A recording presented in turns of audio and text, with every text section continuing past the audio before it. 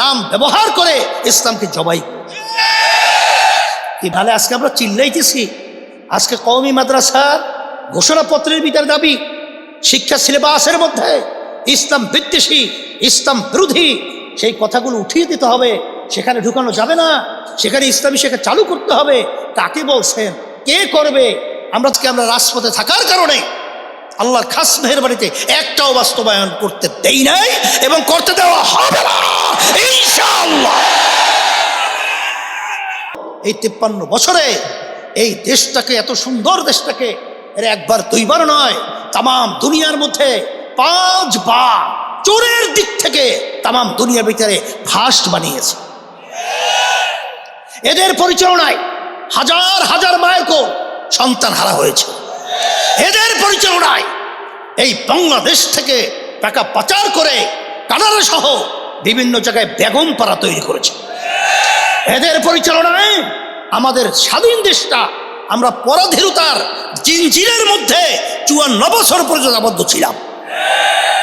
কথা ঠিক না বে ঠিক? নালে আজকে আমরা চিল্লাইতেছি। আজকে কওমি মাদ্রাসার ঘোষণাপত্রের ভিতরে দাবি শিক্ষা সিলেবাসের মধ্যে ইসলাম বিদ্বেষী, ইসলাম বিরোধী সেই কথাগুলো উঠিয়ে দিতে হবে, সেখানে ঢুকানো যাবে না, সেখানে ইসলামী শিক্ষা চালু করতে হবে। কাকে বলছেন, কে করবে? আমরা তো দেখেছি যারাই এসেছে তারাই ইসলামের উপরে নাম ব্যবহার করে ইসলামকে জবাই। কি বাস্তব না বাস্তব? বাস্তব না বাস্তব? প্রাইমারি লেভেলে প্রায় 62 না 63 না 66 হাজারের মতো শিক্ষক শিক্ষিকা সেখানে নিয়োগ দেবে।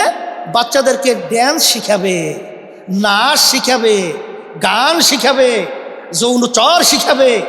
আলহামদুলিল্লাহ আজকে আমরা রাজপথে থাকার কারণে আল্লাহর খাস মেহেরবানিতে একটাও বাস্তবায়ন করতে দেই নাই এবং করতে দেওয়া হবে না ইনশাআল্লাহ। সেই জন্য বলতেছিলাম আল্লাহর রহমতে শুনলে খুশি হবেন। এই যে গানের শিক্ষক শিক্ষা নিয়োগ দেবে ওটা কিন্তু গেজেট করে ফেলছে। আল্লাহর মধ্যে গেজেট সহ এখন বাতিল। একটু আলহামদুলিল্লাহ বলতে হয় না? এবং নারী নীতি যে কায়দায় শুরু করছে, যদি আপনারা শুনেন পড়েন, ও কোনো সুস্থ মানুষ সুস্থ থাকার কথা না। এত ভয়াবহ, ও কোনো মানুষের সমাজই থাকতো না, পশুর চেয়েও খারাপ সমাজ হয়ে যেত।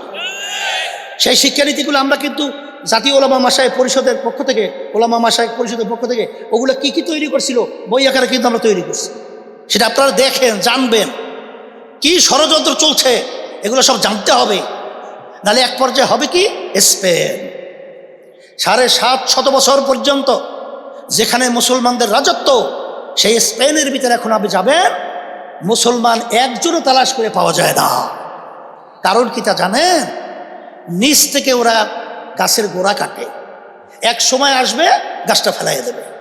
ওরা কিন্তু এই পরিকল্পনা করছিল, কিন্তু আল্লাহর রহমতে, আপনাদের দোয়ায় আজকে আপনারা এবং আমরা আল্লাহর রহমতে এবং কালেমা মুসলমান এবং ওলামায়ে কেরাম সজাগ থাকার কারণে আল্লাহর রহমতে ওদের সেই কালো ষড়যন্ত্র আল্লাহর বাস্তবায়নের সুযোগ পাইতেছে না। কথা ঠিক কি?